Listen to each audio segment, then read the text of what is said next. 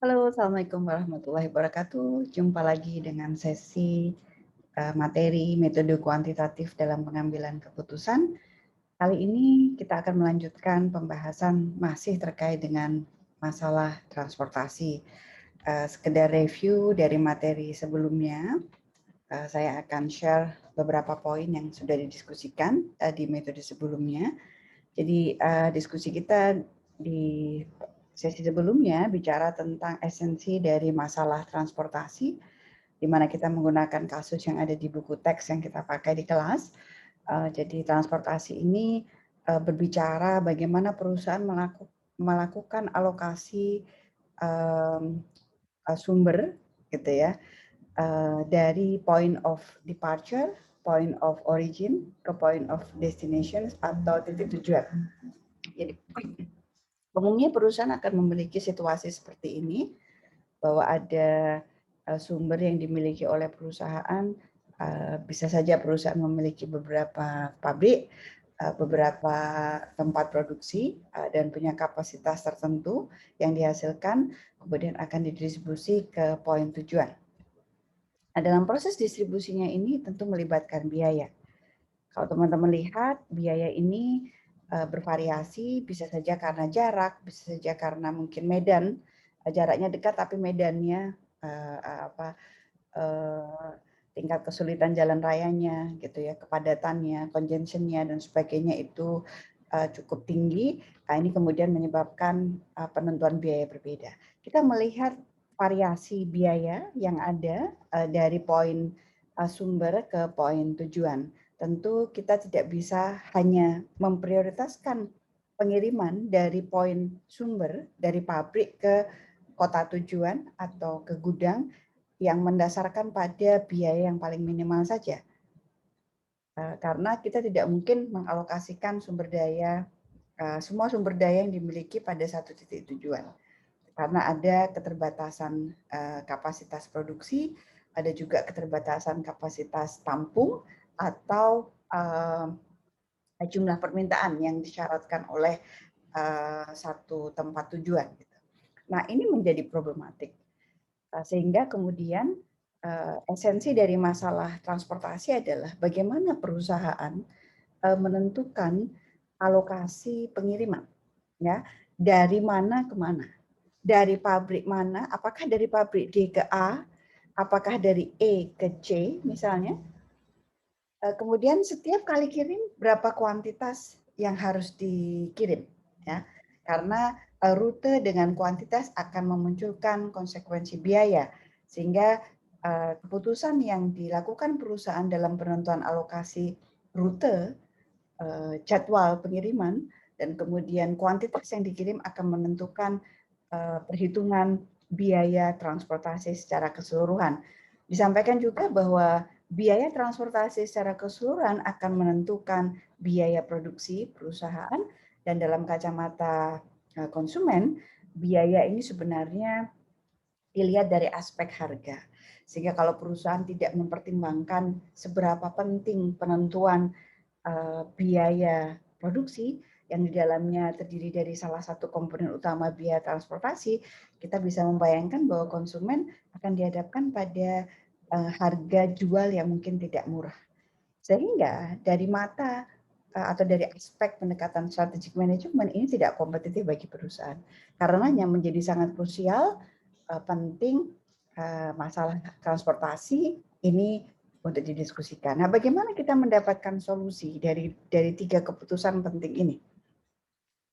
Ada tiga metode yang bisa digunakan. Yang pertama dan kedua kita sudah laksanakan di pertemuan sebelumnya. Ya, kita akan masuk di diskusi ini adalah tiga metode yang terakhir. Kita mendiskusikan ada stepping stone, modified distributions, dan Vogel's approximations.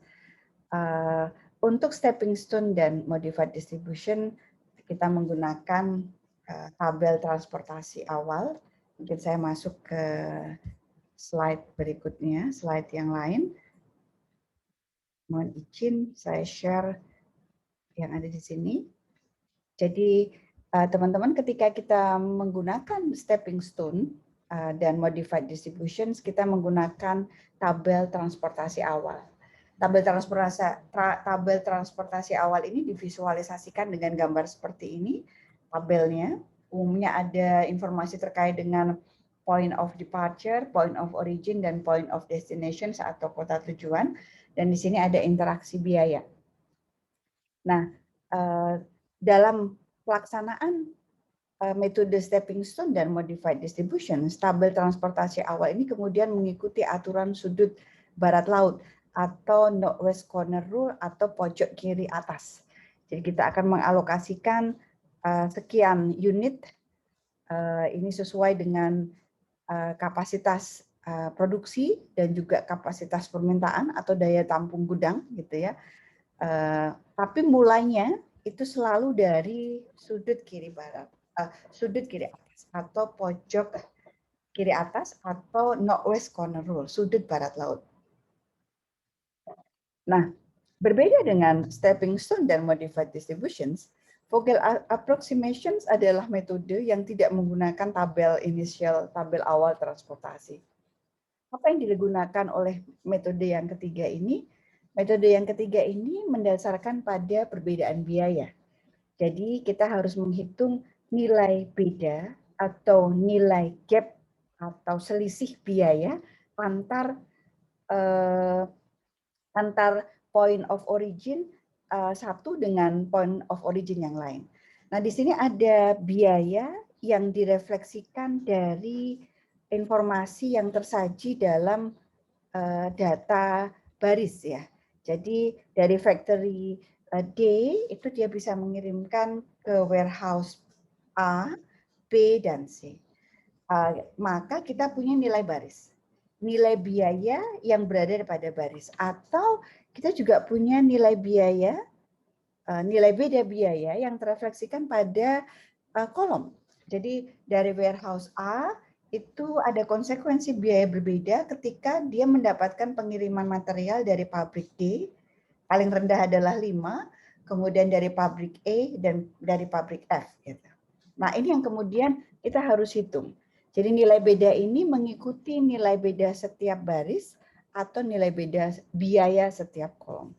Nah, bagaimana cara menghitungnya? Kita tentukan nilai beda, nilai biaya paling kecil pertama dan nilai biaya paling kecil kedua. Kita punya di sini di factory D atau baris D, kita punya nilai beda biaya paling kecil adalah 3 dan biaya terkecil kedua itu adalah 4. Berarti kita hitung selisihnya 4 minus 3 itu 1. Kita juga ketemu 1 di sini 4 minus 3, 7 minus 5 2. Ya. Kemudian ini untuk nilai beda di aspek baris. Bagaimana dengan kolom? Pendekatan yang sama. Jadi kita punya nilai biaya terkecil adalah 5, biaya terkecil kedua adalah 8, maka kita mendapatkan 3, 8 minus 5. Kemudian 4 dan 4, biaya terkecil pertama 4, terkecil kedua juga 4, kita mendapatkan 0.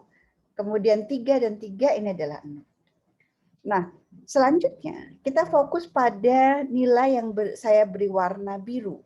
Ya, nilai yang saya beri warna biru. Karena ini menunjukkan nilai beda biaya, baik antara nilai beda biaya di baris maupun di kolom. Langkah selanjutnya adalah kita memilih dari 6 angka ini yang berwarna biru, nilai yang terbesar. Maka kita bisa tentukan di sini angka terbesar itu adalah 3. 3 adalah the highest number di antara 0, 1, dan 2. Maka kita melakukan fokus alokasi itu pada kolom A. Nah, kolom A ini kemudian memberikan pilihan. Jadi kita fokus alokasi penugasan atau rute itu ke warehouse A. Nah, warehouse A ini mendapatkan supply atau sumber dari factory D, dari E, dan dari F. Nah, ini memberikan konsekuensi biaya berbeda-beda. Kalau kita menggunakan dasar logika, tentu kita memilih konsekuensi biaya yang paling kecil. Maka kita cari nilai terbesar, 3 ini adalah the highest number di antara sekian banyak gap biaya. Lalu kita pilih kolom A, ya. Dari kolom A ini berarti kita mengalokasikan nilai yang paling kecil. Karena kalau kita mengirimkan dari D ke A itu $5, dari E ke A $8 kan tentu kita pilih yang paling kecil. Maka kita buat keputusan nih. Bagaimana keputusannya? Kita mengalokasikan pengiriman dari D, kita kirim dari D ini ke A. Jadi alokasikan pengiriman dari D ke A. Seperti saya tulis di sini. Allocate D from D to A. Berapa banyak yang harus dialokasikan? Nah, factory D itu punya kemampuan untuk menghasilkan 100 unit. Sementara warehouse A itu punya kemampuan tampung demand-nya adalah 300 unit. Berarti cara yang kita lakukan adalah allocate as many as possible, as much as possible, sebanyak mungkin sesuai dengan kapasitas produksi pabrik D. Berarti kita mengalokasikan semaksimal mungkin output yang ada di pabrik D yaitu 100 unit. Berarti kita alokasikan 100 unit.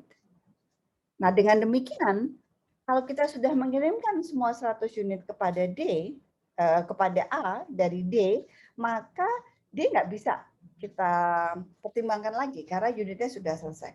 Sehingga baris D ini ada baiknya kita hapus dalam pertimbangan di perhitungan selanjutnya. Nah, itu alasannya di sini ditulis row D is deleted. Ini tahapan yang pertama. Nah, bagaimana selanjutnya? Nah, selanjutnya kita menggunakan hasil perhitungan di tahapan ini ya untuk kemudian melangkah pada tahap selanjutnya. Jadi kita sudah berada pada keputusan kita mengalokasikan dari D ke A dan kemudian row D, baris D ini dihapus. Berarti kita menghapus baris D ini ya. Nah, bagaimana kalau kita menghapus? Gambarnya akan seperti apa? Tabel selanjutnya tentu kita ubah. Berarti tabel selanjutnya kita tidak mempertimbangkan D lagi. Karena D sudah terpenuhi, ya. Artinya 100 unit yang dihasilkan sudah dikirim ke A, dia selesai. Kita nggak perlu membicarakan masa lalu yang sudah selesai. Oke, sekarang kita masuk ke tabel yang kedua. Tabel kedua seperti ini. Jadi ini saya hilangkan saja biar jadi satu screen. Baik. Ini tabel yang kedua. Ya. Nah, teman-teman juga perlu ingat bahwa perubahan alokasi ini akan menentukan perubahan informasi terkait demand dan supply.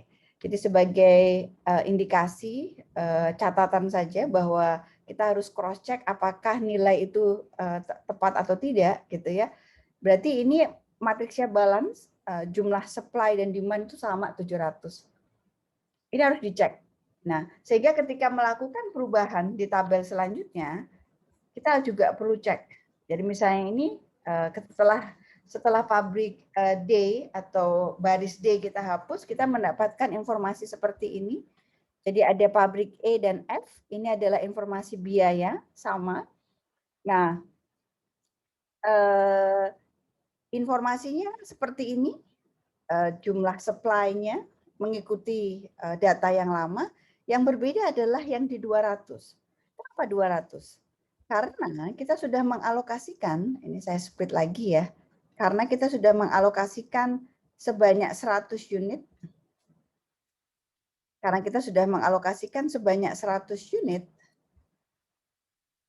sebentar saya beri tanda, ini kita mengalokasikan sebanyak 100 unit dari D ke A, dan daya tampung A itu 300 unit. Maka sudah terisi 100, berarti tinggal 200 unit. Nah, ini teman-teman perlu juga mempertimbangkan atau cek dan recheck bahwa ini 200 ditambah 200, 200 adalah 600. 300 ditambah 300 adalah 600. Ini balance matrix. Jadi jumlah supply dengan demand itu akan selalu sama. Nah, jika nggak sama bagaimana? Berarti kita mungkin melakukan kesalahan dalam perhitungan di proses yang kita lakukan. Jadi ini bagian dari salah satu proses untuk cek dan recheck ya. Menjadi catatan tersendiri. Nah, sekarang untuk tabel selanjutnya, kita mendapatkan setelah D kita hapus, kita mendapatkan data seperti ini. Lalu kita hitung sama seperti tadi, nilai gap, nilai beda antara baris biaya di baris dan kolom. Nah, berarti 4 dikurangi 3, 1, 7 dikurangi 5, 2, kemudian 9 dikurangi 8, 1, 7 dikurangi 4, 3, 5 dikurangi 3, 2. Nah, sama, langkahnya sama persis. Kita mencari atau menentukan angka terbesar di antara sekian banyak angka yang merupakan nilai gap. Nah, angka terbesarnya adalah 3. Dibandingkan apa? Dibandingkan 1, 2, 1, 2. Nah, dari angka terbesar ini, berarti fokus perubahan kita, fokus alokasi kita adalah di gudang B. Di gudang B ini kemudian kita memfokuskan pada biaya paling kecil, berarti 4. Berarti apa? Ya, pabrik A itu memiliki kapasitas produksi 300, sementara gudang B itu punya daya tampung 200. Berarti apa yang bisa kita alokasikan ya? Kita alokasikan dari E ke B, dari pabrik E ke gudang B. Seberapa? As many as possible, as much as possible, sebanyak mungkin. Sesuai dengan interaksi kapasitas daya tampung dengan kapasitas produksi. Nah, daya tampungnya itu hanya 200. Meskipun kapasitas produksinya 300, kita nggak bisa kirim 300, nggak bisa ditampung. Berarti kolom B ini sudah terpenuhi, maka kolom B bisa kita hapus. Demikian catatannya, ya. Nah, jika kolom B sudah dihapus, ya kita masuk ke tahapan selanjutnya, sama seperti tadi. Berarti kita akan memiliki tabel yang seperti ini. Ketika kolom B itu dihapus, berarti kita punya 2 gudang tersisa dan 2 pabrik masih tersisa. Kenapa pabrik E masih kita pertimbangkan? Karena kapasitas produksi pabrik E itu kan 300 dan sudah dialokasikan 200 ke B. Gitu ya. Sehingga masih ada berapa di sini? Di sini masih ada 100. Masih punya angka di sini adalah 100. Masih punya angka 100 di sini. Nah, selanjutnya apa yang harus kita lakukan? Sama seperti tadi, kita kemudian menentukan nilai beda. Jadi 8 dikurangi 3 sama dengan 5. Kemudian 9 dikurangi 5 sama dengan 4. 9 dikurangi 8 sama dengan 1. 5 dikurangi 3 sama dengan 2. Sama seperti tadi, kita tentukan the highest number, nilai terbesar di antara seluruh nilai gap, berarti itu ada 5. Kemudian kita masuk di pertimbangan baris E, berarti nilai terkecilnya adalah 3 di antara 8 dan 3. Maka kita bisa cek alokasinya seperti apa nih. Kalau pabrik E itu kapasitas produksinya masih 100 dan gudang itu masih punya daya tampung 200. Nah, berarti kita alokasikan dari E ke C sebanyak 100 unit dan kolom E karena sudah teralokasi bisa kita hapus. Nah, dengan demikian di tahapan ini proses selanjutnya kita mendapatkan situasi seperti ini nih. Jadi tinggal ada 1 pabrik, kemudian 2 gudang. Sama, kita cari gapnya lagi. Tetapi ini sudah bisa kita alokasikan. Nah, kalau ini sudah selesai, ya tidak ada selisih nilai beda di antara kolom lagi ya. Hanya ada 1. Berarti ini sudah bisa kita alokasikan untuk schedule pengiriman atau schedule penugasan dalam aspek pengiriman dari titik sumber ke titik tujuan gitu. Nah, bagaimana alokasinya? Ini relatif mudah dibandingkan dengan teman-teman kalau sudah melakukan percobaan dengan stepping stone atau modified distributions. Ini lumayan gampang gitu ya. Kita tinggal menggunakan keputusan-keputusan yang ada di diskusi kita di tahapan sebelumnya ini. Jadi keputusan pertama, sebentar, kenapa jadi hilang? Nah ini, keputusan pertama, ini mestinya keputusan 1 ya teman-teman. Ini mungkin berubah karena datanya. Keputusan 1 ya sudah kita alokasikan. Oh sebentar, ini, nah ini keputusan 1 dan ini keputusan 2. Benar ini keputusan 2, maaf. Oke, jadi kita mulai dari keputusan pertama. Keputusan pertama adalah alokasi dari D ke A. Berapa yang dialokasikan? 100. Kita masukkan nilai biaya awal yang sudah ada di informasi, berarti ini 100, 500. Lalu kita lihat keputusan kedua. Keputusan kedua adalah alokasi dari E ke B. Kita tulis dari E ke B 200. Biayanya 4 berarti 800. Kemudian keputusan yang ketiga, decision yang ketiga, itu alokasikan dari E ke C. Berapa? 100.